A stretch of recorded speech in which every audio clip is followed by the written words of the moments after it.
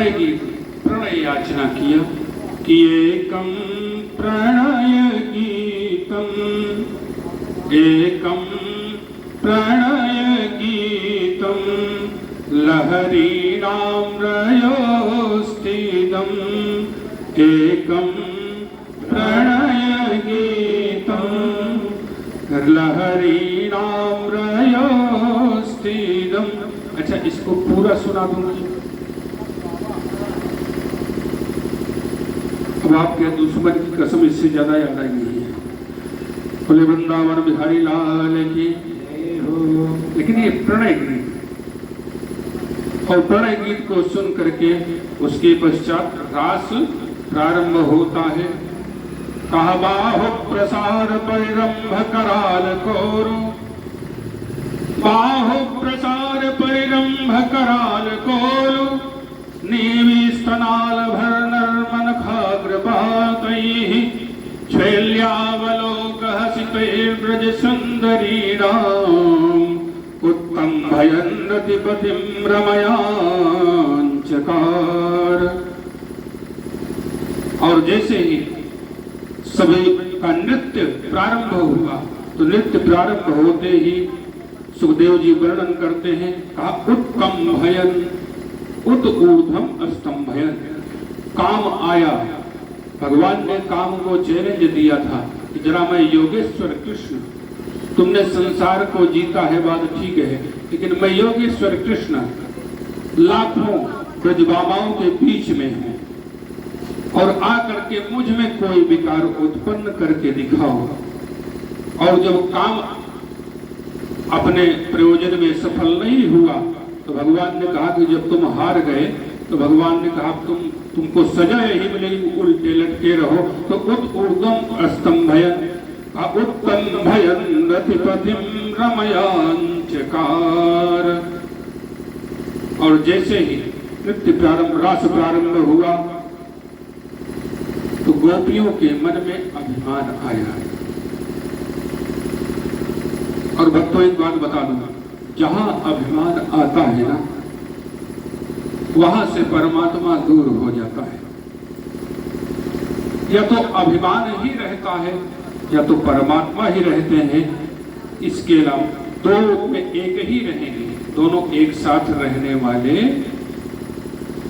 और जैसे ही गोपियों के मन में अभिमान आया कि वाह, हमारा भाग्य कैसा कि जो संसार का संचालक है, जगन नियंता जगदाधार है, आज हमारे सामने कैसे ताता थैया करके नाच रहा है।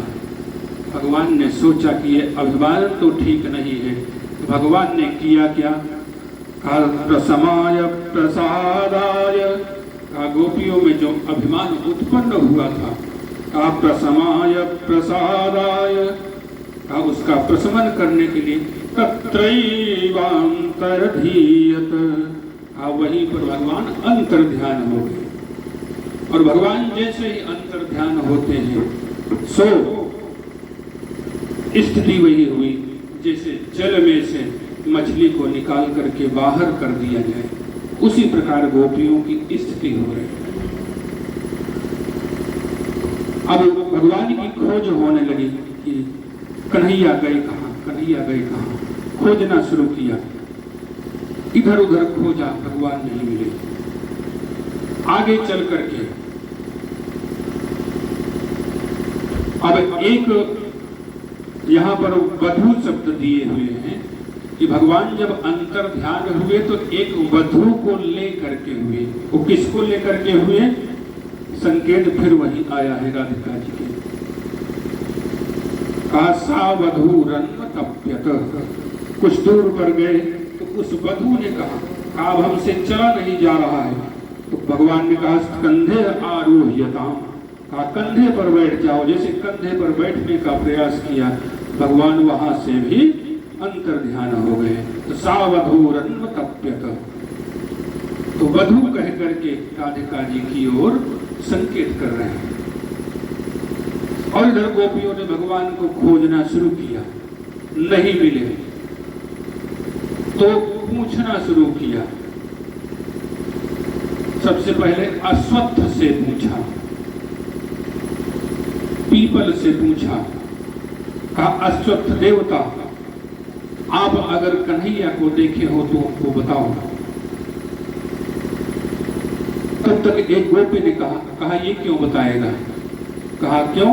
कहा इसका तो काम आना बनाया हुआ है। कहा परमात्मा तो सदैव पीपल में, अश्वत्थ वृक्ष में हमेशा निवास करते हैं, हमेशा उनकी सन्निधि बनी रहती है, तो इसको जरूरत क्या है ये बताने वाला। न्यक्रोध बरगद से पूछा, न्यक्रोधयति इति न्यक्रोधः। गोपियों ने जो वास्तविक शब्द था उसकी व्याख्याओं को बदलना शुरू कर दिया। कहा न्यक्रोधयति, क्या ये जो सबके मन को अवरोधित कर देता है तो हमारे मन को परमात्मा की ओर कैसे ले जाएगा, परमात्मा का पता कैसे बताएगा? ये बताने वाला